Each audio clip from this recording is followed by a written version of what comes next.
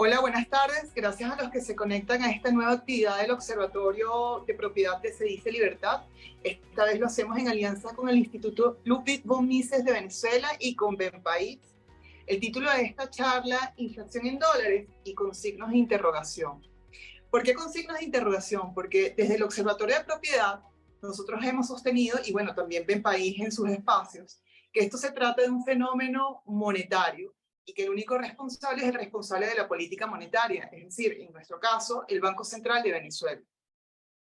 Y cuando hablamos de inflación en dólares, pareciera cometerse dos errores, ¿no?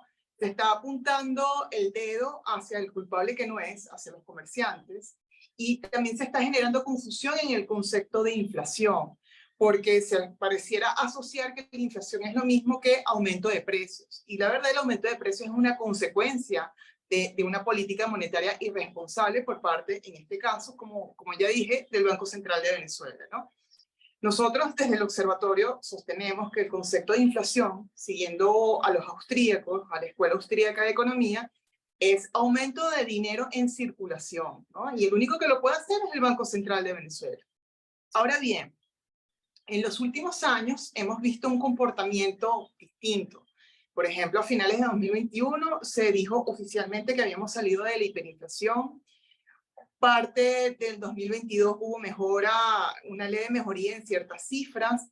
Sin embargo, el fantasma de la hiperinflación nos volvió a tocar la puerta a finales del 2022 y en lo que va de este año 2023.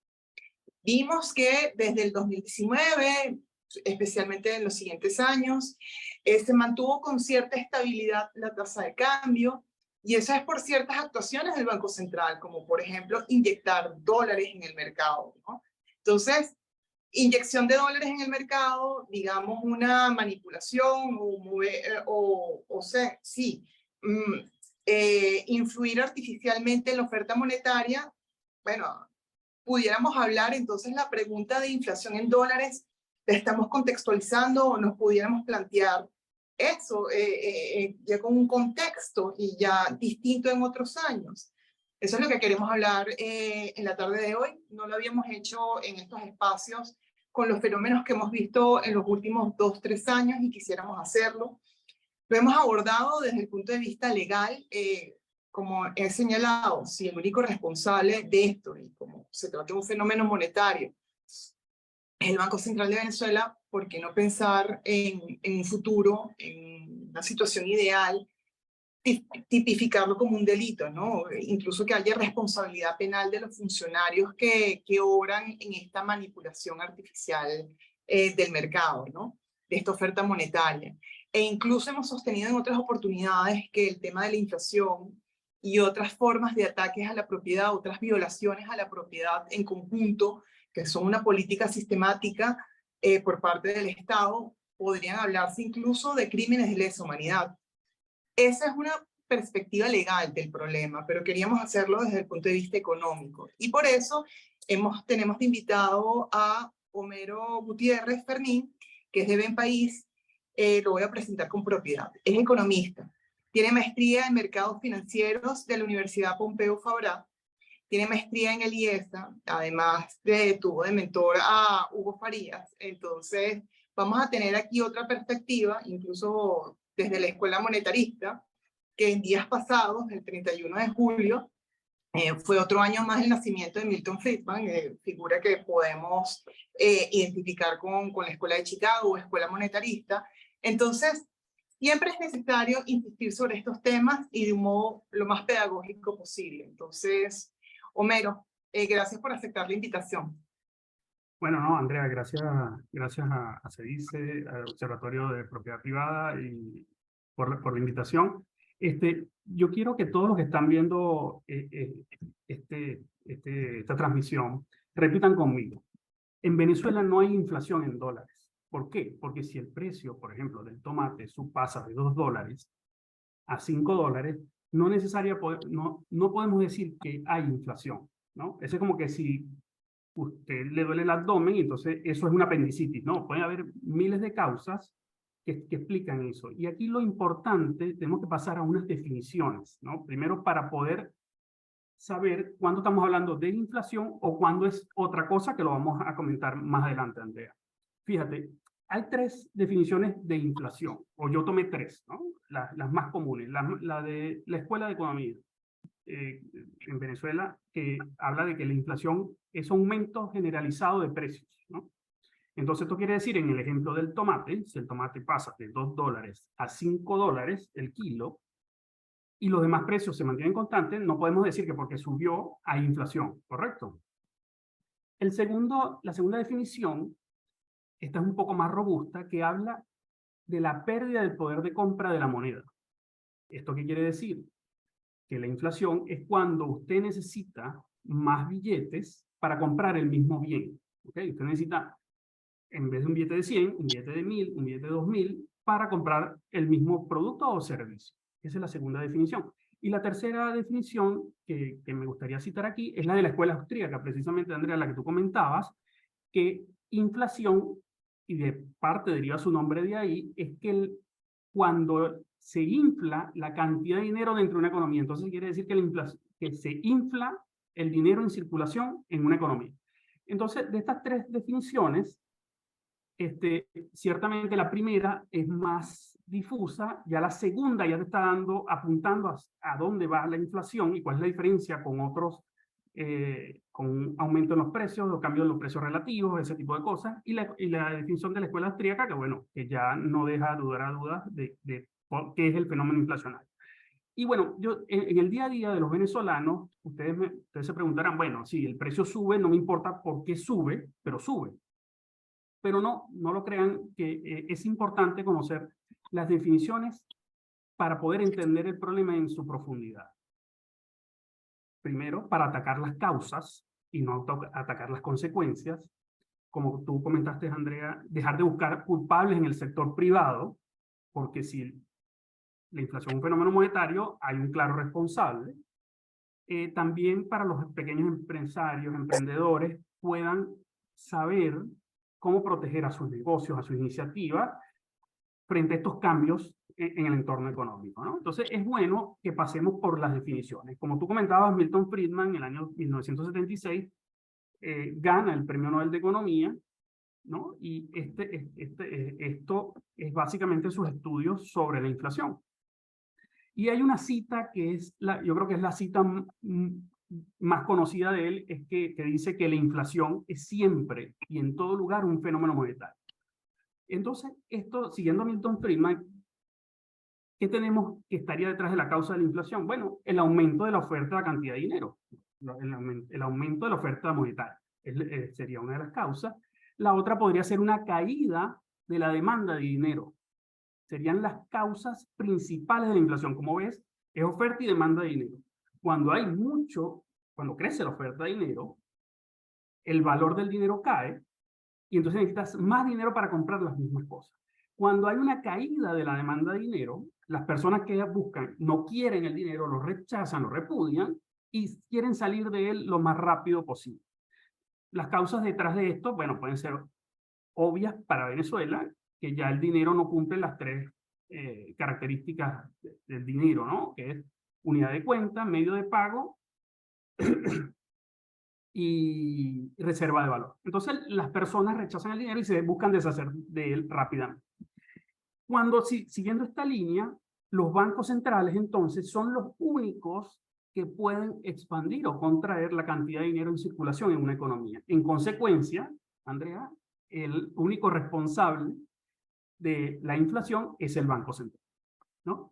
Aquí, en este camino de lo que es inflación y lo que no es inflación, me gustaría introducir el concepto de cambio en los precios relativos, ¿no? Porque no podemos pensar que un aumento de precios que todos los aumentos de precios son culpa de la inflación o es el resultado de la inflación, ¿no? Porque pueden existir cambios en los precios relativos. Y aquí vamos a citarte varios ejemplos. Tenemos un cambio tecnológico, ¿no? Recordemos, hace 20 años, la empresa más grande de capitalización de mercado era ExxonMobil. ¿Qué produce ExxonMobil? Petróleo. Es muy importante el petróleo.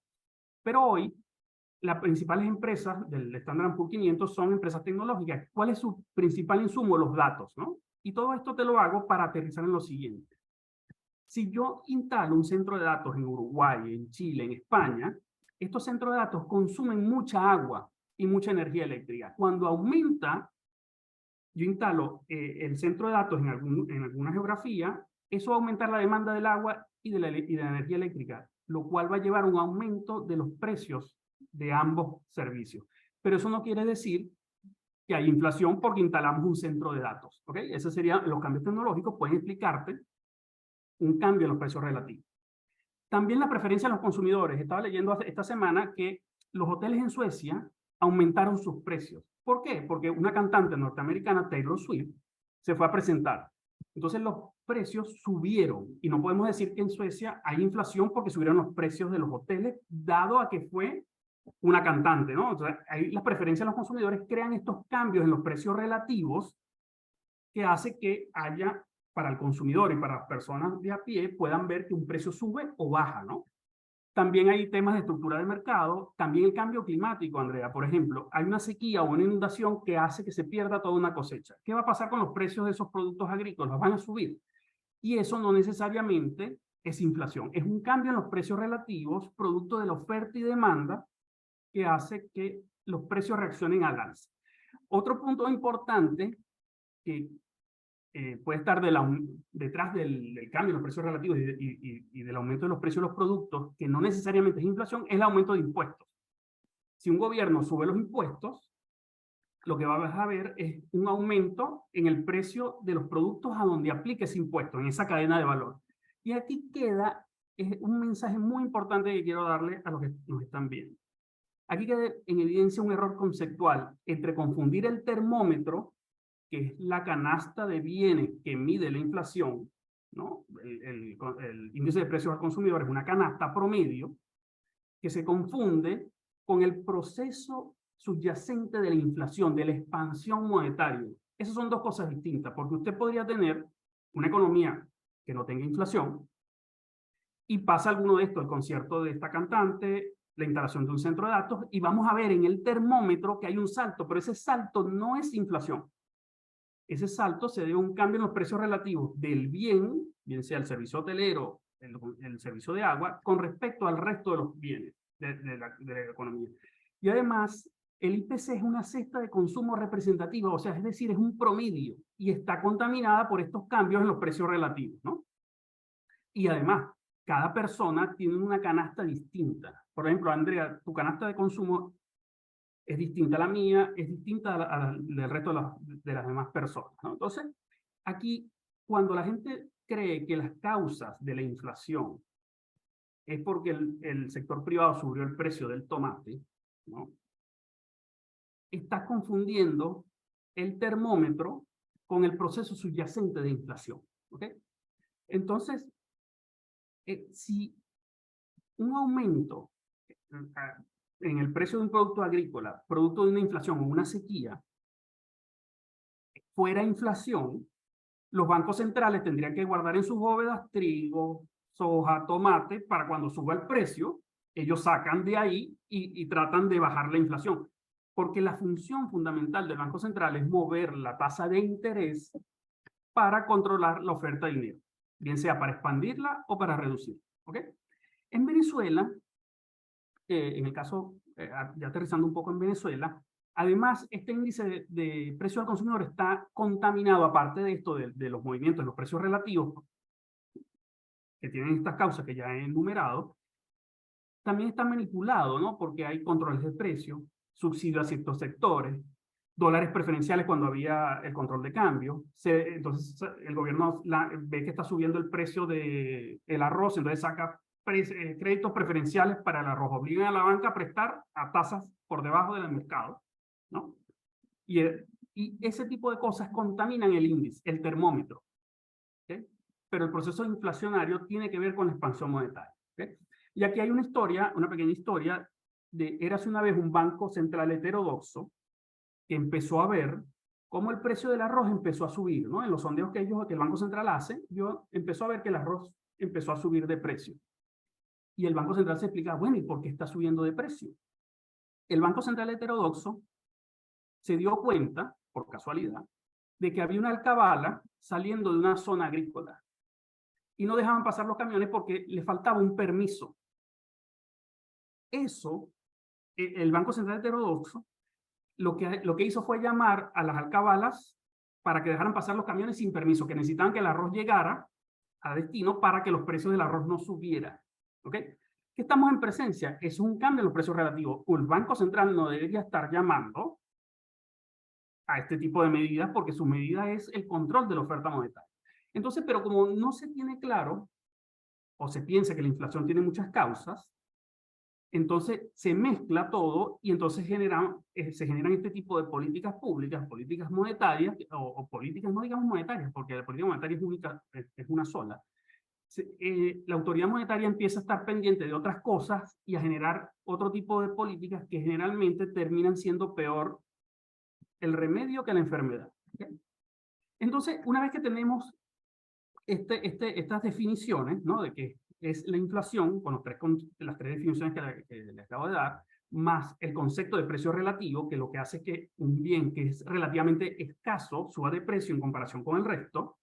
Una vez que tenemos eso claro, nos hacemos la pregunta, ¿por qué suben los precios en dólares en Venezuela? ¿No? Y aquí la razón es simple.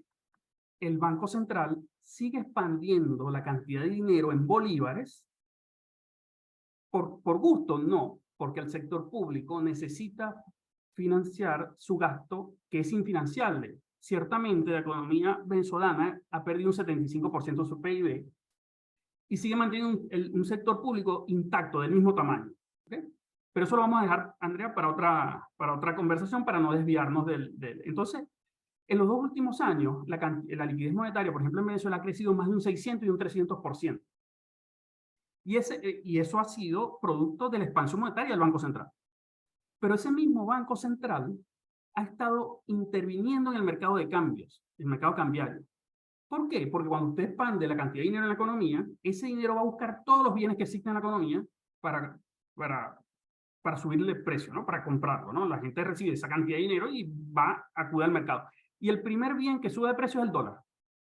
Entonces, cuando el dólar empieza a subir, llega el Banco Central y dice, no, el dólar va a causar inflación. No, la subida del dólar es consecuencia de la expansión monetaria. Entonces, el Banco Central, basado en ese pensamiento, empieza a intervenir en el mercado cambiario para estabilizar el tipo de cambio. Pero eso, ¿cuál es el resultado de eso? Que tenemos una apreciación del tipo de cambio real. ¿Ok? Para los que no son economistas, el tipo de cambio real es aquel que relaciona los precios relativos entre los productos locales con los productos importados. ¿Ok? Si la cantidad de dinero se duplica y usted mantiene el tipo de cambio igual, el precio en dólares de esos bienes se va a duplicar. Y eso es lo que estamos viendo en Venezuela. ¿Okay? Esta apreciación del tipo de cambio lo que hace es encarecer el producto local con respecto al importado. ¿Okay? Y aquí hay que hacer una salvedad. Si la devaluación creciera al mismo ritmo o más rápido que la inflación, no existiera esta mal llamada inflación en dólares. ¿Ok? Porque lo que estamos viendo es un fenómeno de apreciación del tipo de cambio, que los precios locales expresados en dólares, que los precios en bolívares van creciendo por el ascensor, y el Banco Central tratando de evitar una devaluación, inyecta dinero, inyecta dólares en el mercado para mantener la cotización. Entonces, el precio más alto en bolívares de los bienes y servicios en Venezuela, al dividirlo por un tipo de cambio artificialmente bajo, te da un precio en dólares más alto. Y esto es el centro que explica esto que la gente llama inflación en dólares, ¿no? Y aquí, ¿qué pasa dentro de las empresas, no? Porque tenemos que recordar también que las empresas están metidas en este entorno, ¿no? Y siempre se comete el error de decir, oye, aquí este mouse vale $10, pero en Amazon vale 5. ¿Okay? ¿Qué pasa? Que cuando usted trae un producto importado a Venezuela, de alguna manera usted lo contamina con los costos en bolívares, costos locales. Estos que están creciendo por la expansión monetaria del Banco Central en bolívares. ¿Okay? Entonces, cifras de algunas consultoras privadas que tuve la oportunidad de revisar hablan de que alrededor del 50% de los pagos todavía se realizan en bolívares. Entonces, la estructura de costo de las empresas, así usted traiga cosas importadas, está contaminada por esta estructura de costos que va creciendo al ritmo de la expansión monetaria del Banco Central, y eso hace que el precio de esta empresa no le sea rentable, sino tenga que subir los precios, aunque ella venda en dólares. ¿Okay? Entonces, ¿cuáles son estos costos? Bueno, los costos laborales, los impuestos a la nómina. Hay unos costos que yo denomino costos no facturables, ¿no? Que son aquellos costos de operar en economías que aparecen en el ranking de transparencia, pero al final.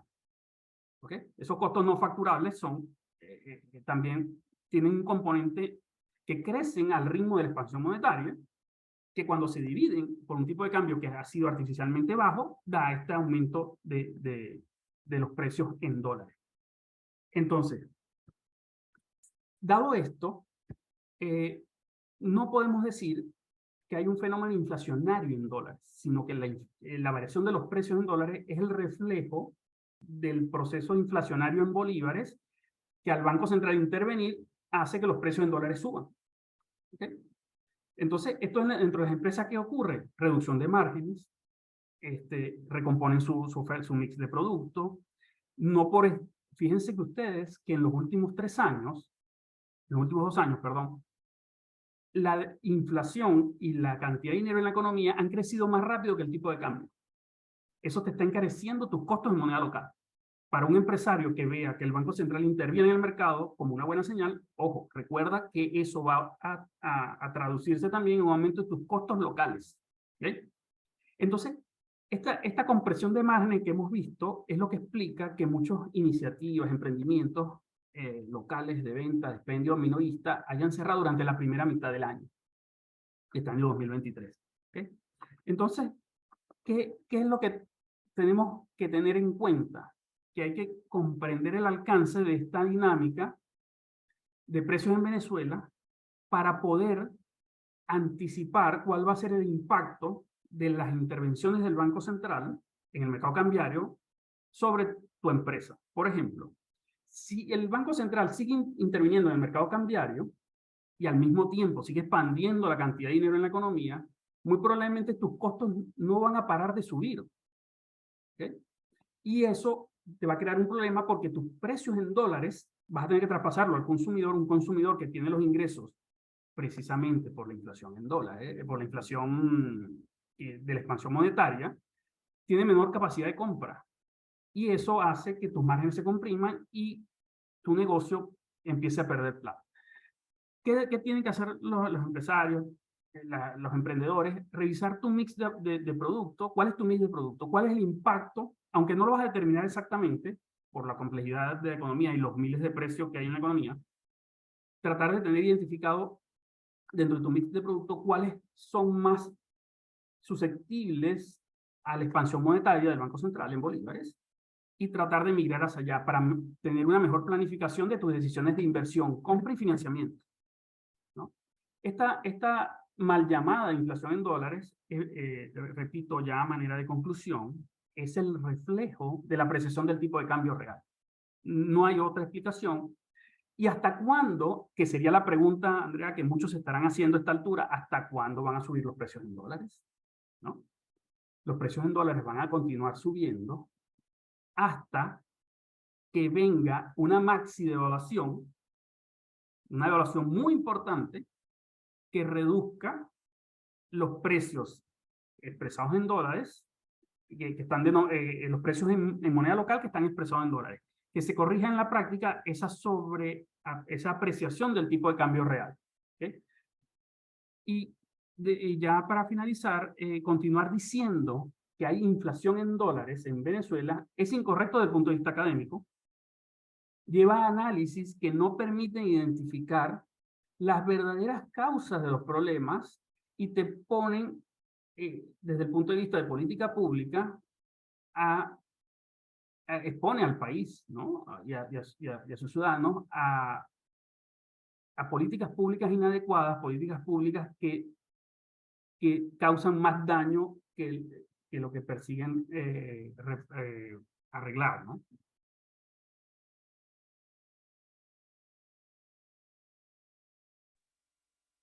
Gracias, Homero, súper pedagógico y, digamos, también aleccionador, porque, bueno, de tu charla tomé varias notas, sobre todo, digamos, esta etapa que estamos viviendo, lamentablemente nos puede estar recordando esa época de 2017 en donde oficialmente entramos en hiperinflación, aunque creo que veníamos de antes si somos menos conservadores con los términos. Y veíamos fenómenos cuando hablaste del tema, nunca olvidar que el dinero tiene distintas funciones y cuando el bolívar dejó de ser dinero, y yo creo que no estamos en el punto de 2017 todavía, ¿no? Pero me acuerdo clarito cuando en ciertos restaurantes ofrecían el famoso menú ejecutivo, no te aceptaban bolívares, te aceptaban 2 litros de aceite y 2 de harina pan, 2 kilos de Correcto. harina pan.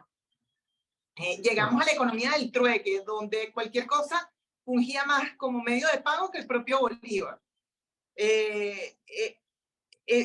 Llegamos a esta época, no la he visto afortunadamente en esta nueva oleada, por así decirlo, no sé, que nos aproxima a la hiperinflación. Me gustó que en tu charla tocaras el tema de no andes comparando el precio de un producto en Amazon con el precio que está aquí, porque la estructura de costos es completamente distinta. Sí, ahí Andrea, fíjate, Andrea, ¿qué es Amazon? Amazon es un marketplace donde ofertan, miles de personas ofertan sus productos. Tienes, en comparación con Venezuela, donde tienes menos oferentes, ¿no? Además, ese producto, cuando te lo traes de Amazon, tienes que pagar fletes, aranceles, todos estos costos no facturables para poder hacer negocio en Venezuela. También tienes un riesgo país sobre 30%, que si tú dentro de tu proyecto es montar una importadora o traer productos importados, en finanzas hay algo básico que es mayor riesgo. Tú exiges un mayor retorno a los proyectos, ¿ok? Entonces, en finanzas, mayor riesgo, mayor retorno. ¿Y quién estaría dispuesto a invertir en Venezuela y no en el resto de los países de Latinoamérica? Porque acuérdate que el mundo cambió, el mundo sigue cambiando y cambiando cada vez más rápido. Si tú tienes $100, ¿dónde los vas a invertir? ¿En Venezuela para ganar un 5%? No, lo gano más tranquilo en otro país de la región, mi 5% más seguro. Claro, Uruguay, Paraguay. Uruguay, Paraguay, incluso Perú, que es un caso particular, pero bueno. Sí, sí. Entonces, esas comparaciones no se pueden hacer uno a uno, porque esa comparación al final, cuando tú no tienes claro estas definiciones que acabamos de comentar, el concepto de los precios relativos, ¿a qué te lleva? Oye, este local está vendiendo estos productos que en Amazon valen la mitad. Entonces empieza especulador, hambreador del pueblo, y ese poco de epítetos. Participa en el discurso político que lamentablemente busca desviar la atención hacia el que no es el culpable. Correcto. Entonces, una vez se genera eso, entonces es muy difícil, si no se separan las cosas, es muy difícil identificar al culpable. Entonces, al final, siempre el culpable es el que está ahí. Y ahora yo le hago una pregunta a cualquiera que esté pensando que una tienda vende más caro que en Amazon, que se está ganando el 100%. Ahora le pregunto si ese negocio está rentable, de traer cosas de Amazon y venderla al triple.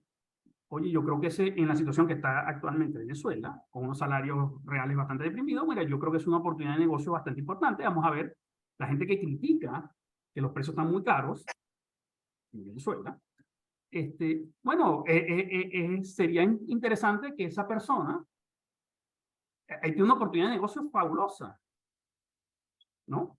Si la ganancia es tan extraordinaria, ¿no? Entonces, ahí yo vuelvo e insisto, es importante separar los problemas. La inflación solo tiene una causa y es monetaria. Hay tendencias que hablan de que la inflación es multicausal, que tiene muchas causas. No, señor, ahí se está confundiendo el termómetro con la inflación, con el proceso subyacente, el proceso que está.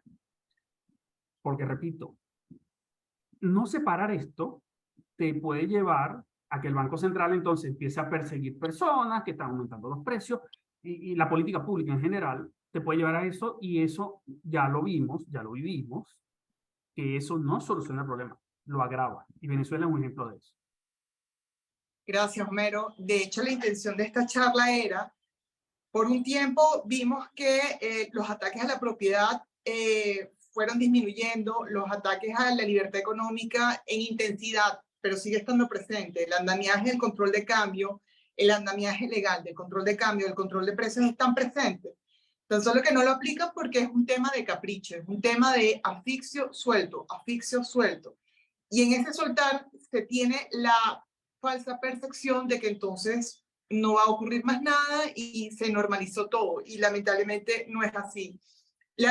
Esta charla y la anterior con Tadeo, en el que hablamos sobre los delitos de boicot que se le imputaron a los campesinos, a los agroproductores, pues justamente te están diciendo, puede llegar nuevamente, no necesariamente con la misma intensidad, esa oleada de violaciones a los derechos de propiedad, a la libertad económica, y tenemos que estar preparados, o sea, tenemos que demostrar, si bien no va a haber un cambio de voluntad política, evidentemente, pero por lo menos nosotros tenemos que demostrar que hemos aprendido y que no seguimos el discurso político que es la vía fácil. Tenemos que adentrarnos en estos temas, así no seamos economistas, porque es nuestro día a día y porque lamentablemente 2023, desde finales de 2022 y lo que va de 2023, lucen años difíciles, las condiciones están propicias para que retornen los ataques a la propiedad, a la libertad económica. Entonces hay que tener muy claro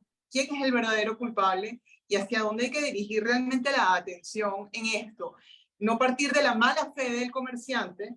Obviamente no estamos idealizando al comerciante, pero hay que entender la realidad. Esto que acabas de explicar, lo de la estructura de costos, es algo en lo que hay que tomar conciencia. Ese 50% en bolívares, la estructura de costos, no es lo mismo una empresa a que yo o tú traigamos un producto de afuera y lo vendamos y decimos, somos buenas personas, no estamos ganando mucho más que otra empresa. La comparación no vale, ¿no? Esas son falacias, son errores de razonamiento. Estás comparando lo que no se puede comparar, ¿no?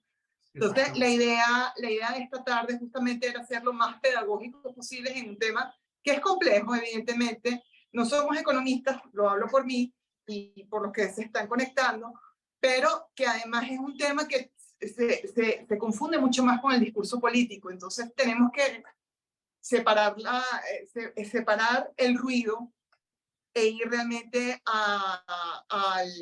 al centro, al meollo del asunto, al núcleo, al core del problema. Entonces, agradecida, Homero, por la exposición tan pedagógica y por tocar nuestra cotidianidad y sí, avalar la libre empresa, el libre mercado, partir de la buena fe del empresario, buscar un estado limitado, y un estado limitado, eso va a ir a favor de menos impuestos, que es lo que tocaste a lo largo, en algún momento de la charla, que por supuesto eso va a redundar en calidad de vida, ¿no? Entonces, mil gracias, Homero. Entonces, a los que se han conectado, síganos por nuestras redes. Esto va a quedar grabado en nuestro canal de YouTube. Suscríbanse porque no los hackearon y estamos empezando de cero. Pero bueno, agradecida y bueno, hasta una próxima oportunidad. Gracias.